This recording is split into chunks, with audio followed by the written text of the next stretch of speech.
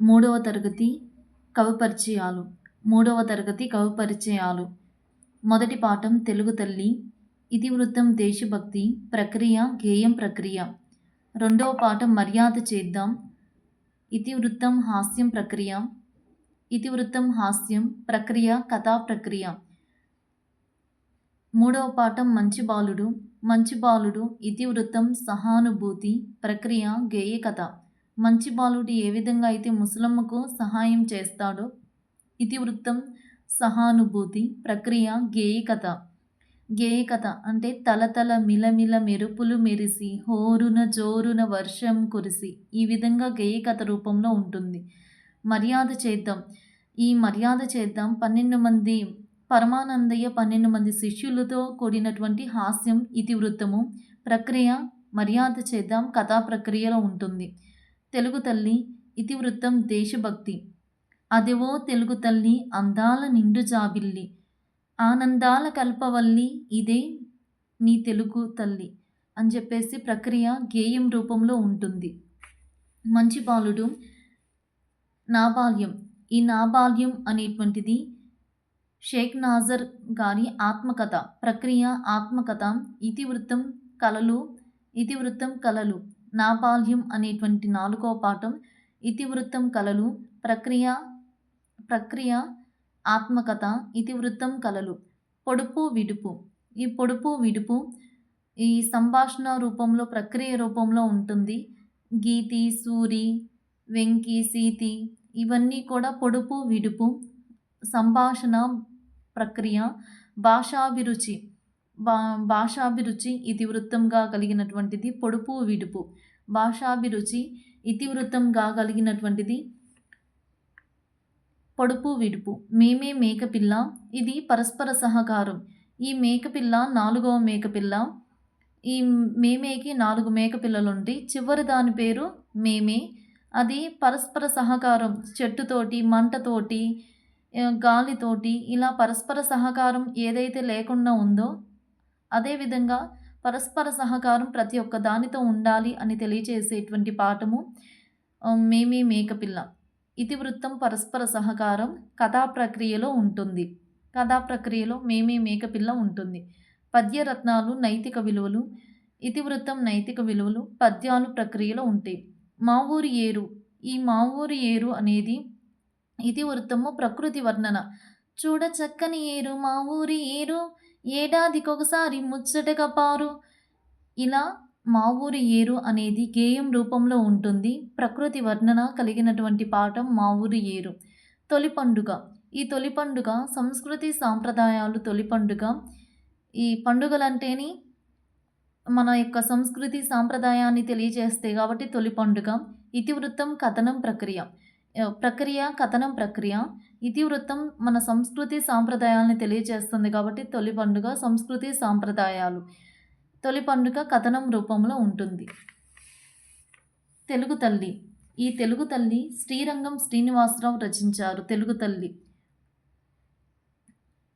తల్లి శ్రీరంగం శ్రీనివాసరావు రచించారు. అదేవో తెలుగు తల్లి అందాల నిండు జాబిల్లి అని చెప్పేసి తెలుగు తల్లి గేయం రూపంలో ఉంటుంది. దేశభక్తిని తెలియజేస్తుంది. అటువంటి తెలుగు తల్లి రచించినటువంటి రచయిత శ్రీరంగం శ్రీనివాసరావు రచించారు. ఈయన శ్రీగా ప్రసిద్ధి చెందినటువంటి శ్రీరంగం శ్రీనివాసరావు. ఈ శ్రీరంగం శ్రీనివాసరావు మహాకవి, అభ్యుదయ యుగకర్త, కథకులు, నాటకకర్త, విమర్శకులు, అనువాదకులు. మహాప్రస్థానం తెలుగు కవిత్వాన్ని ఒక మలుపు తిప్పిన రచన. మహాప్రస్థానం శ్రీ రచించినటువంటి మహాప్రస్థానం తెలుగు కవిత్వాన్ని ఒక మలుపు తిప్పినటువంటి రచన. ఈ శ్రీ యొక్క ఇతర రచనలు మరో ప్రస్థానం, ఖడ్గ సృష్టి. మహాప్రస్థానం అనేది తెలుగు కవిత్వాన్ని ఒక మలుపు తిప్పినటువంటి రచన. అనంతం శ్రీ గారి స్వీయ చరిత్ర. తల్లి భారతి వందనము. ఈ తల్లి భారతి వందనము అనేది దాశరథి కృష్ణమాచార్యులు రచించారు. తల్లి భారతి వందనము నీ ఇల్లే మానందనము, నీ చల్లని ఒడిలో మల్లెలము, తల్లి భారతి వందనము అనేది దాశరథి కృష్ణమాచార్య రచించారు. నిజాం నిరంకుశత్వం మీద ధిక్కార స్వరం వినిపించినటువంటి కవి ఎవరంటే దాశరథి కృష్ణమాచార్యం. నిజాం రాచరికం నుంచి తెలంగాణ విమోచనకు మేలుకొలుపు పాడినటువంటి వారు దాశరథి కృష్ణమాచార్యం. పద్యాన్ని పాటను కూడా సమానంగా నిర్వచించిన కవి ఎవరు? దాశరథి కృష్ణమాచార్య. పద్యాన్ని పాటను కూడా సమానంగా నిర్వచించినటువంటి కవి దాశరథి కృష్ణమాచార్య. ఈ దాశరథి కృష్ణమాచార్య యొక్క రచనలు అగ్నిధార, రుద్రవీణ, మహోంద్రోదయం, తిమిరంతో సమరం అనేటువంటి రచనలు దాశరథి కృష్ణమాచార్య యొక్క రచనలు. అగ్నిధార, రుద్రవీణ, మహోంద్రోదయం, తిమిరంతో సమరం. దాశరథి కృష్ణమాచార్యుల యొక్క యాత్రా స్మృతి అనేది స్వీయ చరిత్ర. దాశరథి కృష్ణమాచార్యుల యొక్క స్వీయ చరిత్ర ఏంటంటే యాత్రా స్మృతి. ఆంధ్రప్రదేశ్ రాష్ట్ర ఆస్థాన కవిగా ఉండేటువంటి దాశరథి కృష్ణమాచార్యుల యొక్క స్వీయ చరిత్ర యాత్రా స్మృతి. శ్రీరంగం శ్రీనివాసరావు గారి స్వీయ చరిత్ర అనంతం. ఐక్యమత్యం. ఈ ఐక్యమత్యం అనేటువంటి పాఠం ఐక్యమత్యం ఈ మాసపు కథ. పరిచయం. కవి పరిచయం లియో టాల్స్టాయ్ ఐక్యమత్యం అనేటువంటి పాఠాన్ని రచించారు. ఈ కథకు లియో టాల్స్టాయ్ కథ ఆధారం. లియో టాల్స్టాయ్ ప్రపంచ ప్రసిద్ధి పొందిన రష్యన్ కథకులు, నవలాకారులు లియో టాల్స్టాయ్. ఐక్యమత్యం అంటే రామాపురం గ్రామంలో 4 కొడుకులు ఉంటారు. కలిసి ఉంటేనే మంచిగా ఐక్యమత్యంగా జీవిస్తారు అనేటువంటి ఈ మాసపు కథ లియో టాల్స్టాయ్ రచించారు. ఈ రష్యన్ కథకులు లియో టాల్స్టాయ్. ఈయన యొక్క రచనలు లియో టాల్స్టాయ్ యొక్క రచనలు సమరం, శాంతి, అనా కెరెనినా వంటి గొప్ప నవలలు రచించారు లియో టాల్స్టాయ్. సమరం, శాంతి, అనా కెరెనినా వంటి గొప్ప నవలలు రచించారు. రెండవ పాఠం మర్యాద చేద్దాం. ఈ రెండవ పాఠం మర్యాద చేద్దాం ఇతివృత్తం హాస్యం. మర్యాద చేద్దాం అనేటువంటి పాఠం కథ ప్రక్రియలో ఉంటుంది.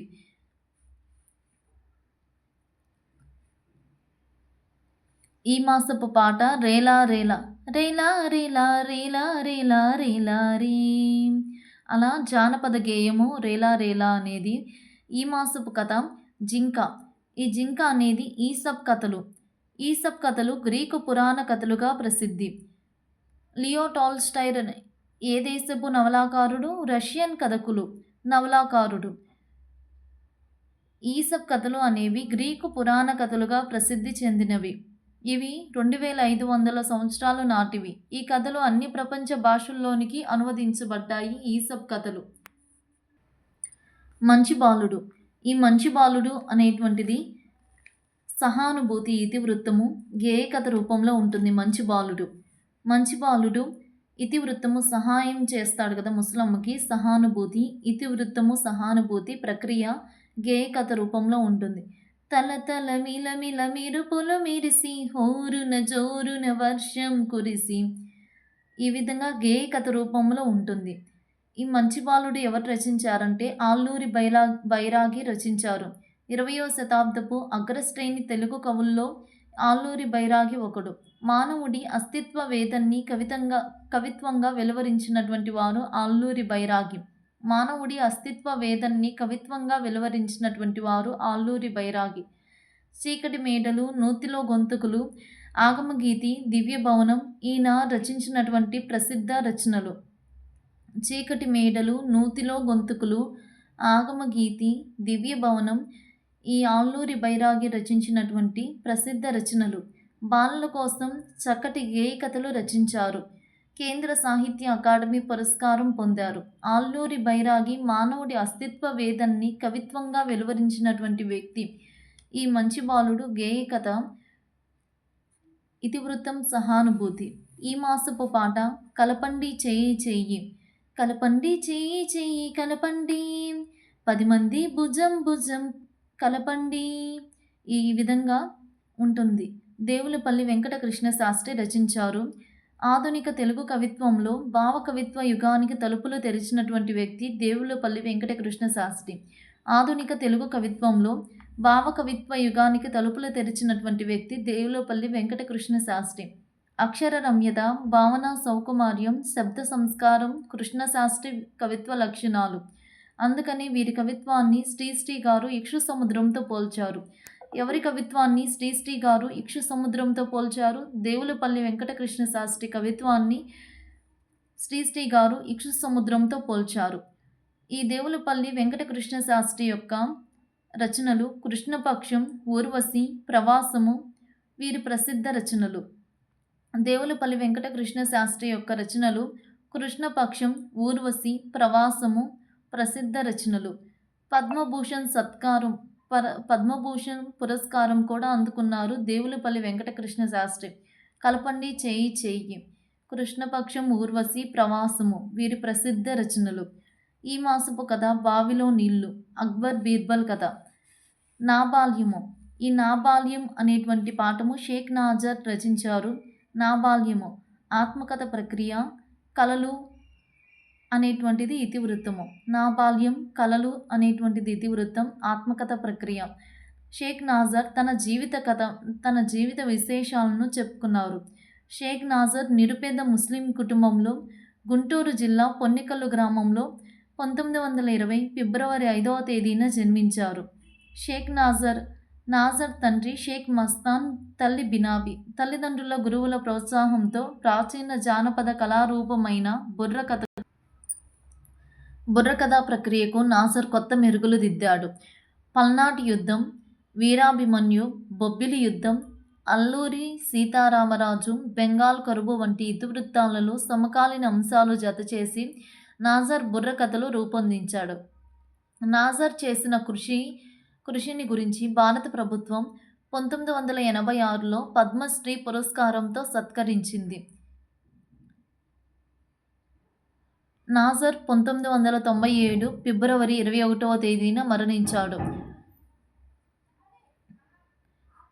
ఈ షేక్ నాజర్ యొక్క రచనలు పల్నాటి యుద్ధం, వీరాభిమన్యు, బొబ్బిలి యుద్ధం, అల్లూరి సీతారామరాజు వంటి బెంగాల్ కరువు వంటి ఇతివృత్తాలలో సమకాలీన అంశాలు జతచేసి నాజర్ బుర్రకథలు రూపొందించారు. షేక్ నాజర్ తన జీవిత కథను తానే చెప్పుకున్నట్లుగా అంగడాల రమణమూర్తి ఆక్షీకరించారు. స్వీయ చారిత్రాత్మకమైన ఈ కథకు పింజారి అనే పేరు పెట్టారు. ఈ మాసపు పాట బంగారు పాపాయి. బంగారు పాపాయి మంచాల జగన్నాథరావు రచించారు. బంగారు పాపాయి, మా మంచి పాపాయి, పలుసీమలకు పోయి బహుమతులు తేవాలి అనేది బంగారు పాపాయి. మంచాల జగన్నాథరావు రచించారు. మంచాల జగన్నాథరావు గారు కవి, సంగీత విద్వాంసులు, ప్రసిద్ధ వాగ్గేయకారుల కృతులకు స్వరరచన చేశారు. ఈ మాసపు కథ బంగారు మొలక. మామిడికాయ చెట్టుని ఒక తాత నాటుతాడు, 25 నాణాలు ఇస్తుంది. 5వ పాఠం పొడుపు విడుపు. ఈ పొడుపు విడుపు అనేటువంటి పాఠము ఇతివృత్తము భాషాభిరుచి, ప్రక్రియ సంభాషణ ప్రక్రియ. ఈ పొడుపు విడుపు కవి పరిచయము చింతా దీక్షితులు. పొడుపు విడుపు అనేటువంటి పాఠాన్ని చింతా దీక్షితులు రచించారు. ఈ చింతా దీక్షితులు తెలుగులో బాల సాహిత్యానికి తొలితరం మార్గదర్శకుల్లో ముఖ్యులు. గిరిజనుల గురించి, సంచార జాతుల గురించి తెలుగులో కథలు రాసిన తొలి రచయిత. గిరిజనుల గురించి, సంచార జాతుల గురించి తెలుగులో కథలు రాసిన తొలి రచయిత ఈ చింతా దీక్షితులు. ఏకాదశి, శబరి, వటీరావు కథలు, లక్కపిడతలు ఈయన రచనలు. జానపద గేయాలు సేకరించాడు. ఈ చింతా దీక్షితులు ఏకాదశి, శబరి, వటీరావు కథలు, లక్కపిడతలు ఈయన రాసిన రచనలు. పొడుపు విడుపు. నెక్స్ట్ చందమామ. అందరాని చందమామ అని చెప్పేసి గేయం రూపంలో ఉంటుంది. చందమామ నండూరి రామ్మోహన్ రావు రచించారు. చందమామ కవి, అనువాదకులు, గొప్ప భావుకులు. హరివిల్లు ఆయన రాసిన బాలగేయాల సంపుటి. నండూరి రామ్మోహన్ రావు. హరివిల్లు ఆయన రాసిన బాలగేయాల సంపుటి. నరావతారం విశ్వరూపముల ద్వారా విజ్ఞాన శాస్త్రాన్ని సులభ శైలిలో పాఠకులకు పరిచయం చేశారు. మేమే మేకపిల్ల. ఈ మేమే మేకపిల్ల ఆర్ శకుంతల రచించింది. బాపట్లకు చెందినటువంటి ఆమె. మేమే మేకపిల్ల, పరస్పర సహకారం ఉండాలి. కథా ప్రక్రియ, ఇతివృత్తం, పరస్పర సహకారం, కథా ప్రక్రియ. చందమామ కథల నుండి మేమే మేకపిల్ల తీసుకొనబడింది. 1949లో బాపట్లకు చెందిన ఆర్. శకుంతల రచించిన చందమామ కథ. ఈ మాసపు పాట. తెలుగు తోట. తెలుగు తోట, తోటలో కందులు బాగా పండుతాయి. తెలుగు తోట కందుకూరి రామభద్రారావు రచించారు. కందుకూరి రామభద్రారావు కవి, విద్యావేత్త, లేమొగ్గ, తరంగిణి, గేయమంజరి మొదలైన రచనలు చేశారు. లేమొగ్గ, తరంగిణి, గేయమంజరి కందుకూరి రామభద్రారావు రచించారు. మేకపోతు గాంభీర్యం. 99 సింహాలను తిన్నాను అని చెప్పేసి చెబుతుంది. పద్యరత్నాలు. ఈ పద్యరత్నాలు కవి వేమన. వేమన 17-18 శతాబ్దాల మధ్యకాలం. వేమన 17-18 శతాబ్దాల మధ్యకాలం. ఈ వేమన కడప జిల్లాకు చెందిన వారని చరిత్రకారులు భావిస్తున్నారు. వేమన కడప జిల్లాకు చెందిన వారని చరిత్రకారులు భావిస్తున్నారు. వేమన సమాధి అనంతపురం జిల్లాలోని కదిరి ప్రాంతంలోని కటారుపల్లెలో ఈ వేమన సమాధి ఉంది. ఈ వేమన శతకం 17-18 శతాబ్దాల మధ్యకాలం. వేమన. బద్దెన సుమతి శతకం 13వ శతాబ్దం. బద్దెన సుమతి శతకం 13వ శతాబ్దం. గువ్వల చెన్నడు 17-18 శతాబ్దాలకు చెందిన కవి. గువ్వల చెన్నడు కడప జిల్లాలోని రాయచోటి ప్రాంతంలో గువ్వల చెన్నడు జన్మించాడు. గువ్వల చెన్నా శతకము. గువ్వల చెన్నడు 17-18 శతాబ్దాలకు చెందినటువంటి కవి. గువ్వల చెన్నా శతకము 17-18. వేమన కూడా సేమ్ గువ్వల చెన్నా శతకం 17-18 శతాబ్దాలకు చెందినటువంటి వాడు. జంధ్యాల పాపయ్య శాస్త్రి. ఈ జంధ్యాల పాపయ్య శాస్త్రి గుంటూరు జిల్లాలోని పెదనందిపాడు కొమ్మూరు గ్రామంలో జన్మించారు. జంధ్యాల పాపయ్య శాస్త్రి.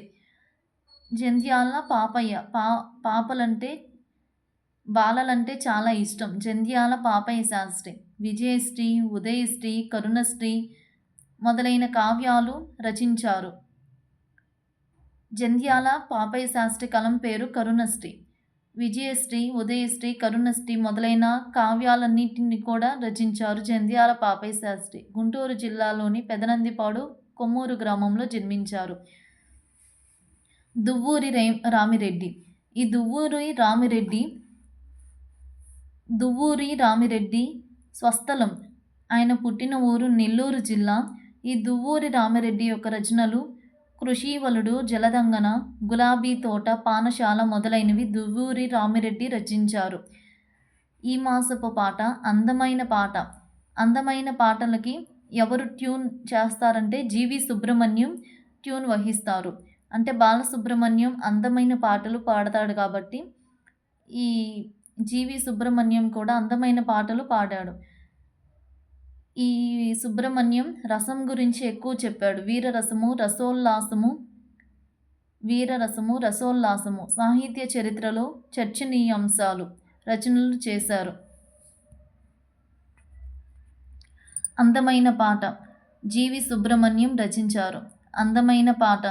విద్వాంసులు, విమర్శకులు తెలుగులో నవ్య సాంప్రదాయ దృష్టిలో సాహిత్య విమర్శన చేపట్టారు. వీరరసము, రసోల్లాసము. దిలీపుని కథ, పురాణ కథ. మా ఊరి ఏరు మధురాంతకం రాజారాం రచించారు. మా ఊరి ఏరు ప్రకృతి వర్ణన కథనం రూపంలో జరుగుతుంది. సుప్రసిద్ధ కథకులు రాయలసీమ జీవితాన్ని ప్రతిబింబిస్తూ 400కు పైగా మధురాంతకం రాజారాం రచించారు. రాయలసీమ గురించి చెప్పినటువంటి వ్యక్తి మధురాంతకం రాజారాం. రాయలసీమ జీవితాన్ని ప్రతిబింబిస్తూ 400కు పైగా కథలు రాసినటువంటి వ్యక్తి 400కు పైగా కథలు రాసినటువంటి వ్యక్తి మధురాంతకం రాజారాం. ఈ మధురాంతకం రాజారాం మానవ సంబంధాల్లోని సున్నిత పార్శ్వాలను చిత్రించారు. ఉత్తమ ఉపాధ్యాయులు, కేంద్ర సాహిత్య అకాడమీ పురస్కారాన్ని అందుకున్నటువంటి వ్యక్తి మధురాంతకం రాజారాం. రాయలసీమ జీవితాన్ని ప్రతిబింబిస్తూ 400కు పైగా కథలు రాశారు. మానవ సంబంధాల్లోని సున్నిత పార్శ్వాలను చిత్రించారు. ఉత్తమ ఉపాధ్యాయులు కేంద్ర సాహిత్య అకాడమీ పురస్కారాన్ని అందుకున్నారు. ఈ మాసపు పాట పంట చేలు. పంట చేల గట్ల మీద నడవాలి, ఊహలేమో రెక్కలొచ్చి ఎగరాలి. పంట చేలు పాలగుమ్మి విశ్వనాథం. పాలగుమ్మి విశ్వనాథం ఆకాశవాణిలో పనిచేశారు. లలిత సంగీతానికి ప్రచారం కల్పించారు. వేలాది పాటలకు సంగీతం కూర్చారు. బుద్ధిబలం, బాసురకం అనేటువంటి సింహం ఉంటుంది. పంచతంత్ర కథలు. పంట చేలు పాలగుమ్మి విశ్వనాథము. తొలి పండుగ. ఈ తొలి పండుగ అంటేనే సంస్కృతి సాంప్రదాయాల గురించి తెలియజేస్తుంది. ఇందాక మా ఊరి ఏరు ప్రకృతి వర్ణన ఇతివృత్తము గేయం రూపంలో ఉంటుంది. మా ఊరి ఏరు. చూడ చక్కని ఏరు మా ఊరి ఏరు, ఏడాదికొకసారి ముచ్చటగా పారు. ఇలా గేయం రూపంలో ఉంటుంది. తొలి పండుగ సంస్కృతి సాంప్రదాయాలు. తొలి పండుగ అంటే కథనం రూపంలో ఉంటుంది. తొలి పండుగ. ఈ మాసపు పాట అందాల తోటలో. అందాల తోటలో. కస్తూరి పెట్టుకుంటే అందంగా కనిపిస్తాం. కస్తూరి పెట్టుకుంటే అందంగా కనిపిస్తాం. కస్తూరి నరసింహమూర్తి గారు రచించిన పాపాయి సిరులు అనే గేయ సంపుటి నుండి తీసుకున్నారు. పాపాయి సిరులు అనేటువంటి గేయ సంపుటి ఎవరు రచించారు? కస్తూరి నరసింహమూర్తి రచించారు. అందాల తోటలో. కస్తూరి పెట్టుకుంటే అందంగా కనిపిస్తాం. నక్కయుక్తి జానపద కథ. నక్కయుక్తి జానపద కథ. నక్కయుక్తి ఎవరు రచించారంటే జంధ్యాల సుబ్రహ్మణ్య శాస్త్రి గారు రచించారు. నక్కయుక్తి గద్వాల సంస్థానానికి చెందినటువంటి వ్యక్తి జంధ్యాల సుబ్రహ్మణ్య శాస్త్రి. అవధాన విద్యలో నిష్ణాతుడు. సహస్రావధాని, ఆంధ్రుల చరిత్ర, ఆంధ్ర సామ్రాజ్యం, రత్నలక్ష్మి శతప్రతం, కేనోపనిషత్తు మొదలైన రచనలు చేశారు. నక్కయుక్తి జానపద కథ. నక్కయుక్తి జానపద కథ జంధ్యాల సుబ్రహ్మణ్య శాస్త్రి గారు రచించారు. ఈ జంధ్యాల సుబ్రహ్మణ్య శాస్త్రి గారు గద్వాల సంస్థాన కవి, అవధాన విద్యలో నిష్ణాతుడు, సహస్రావధాని, ఆంధ్రుల చరిత్ర, ఆంధ్ర సామ్రాజ్యం, రత్నలక్ష్మి శతప్రతం, కేనోపనిషత్తు మొదలైన రచనలు చేశారు. ఈ జంధ్యాల సుబ్రహ్మణ్య శాస్త్రి యొక్క రచనలు ఆంధ్రుల చరిత్ర, ఆంధ్ర సామ్రాజ్యం, రత్నలక్ష్మి శతప్రతం, కేనోపనిషత్తు మొదలైన రచనలు చేశారు.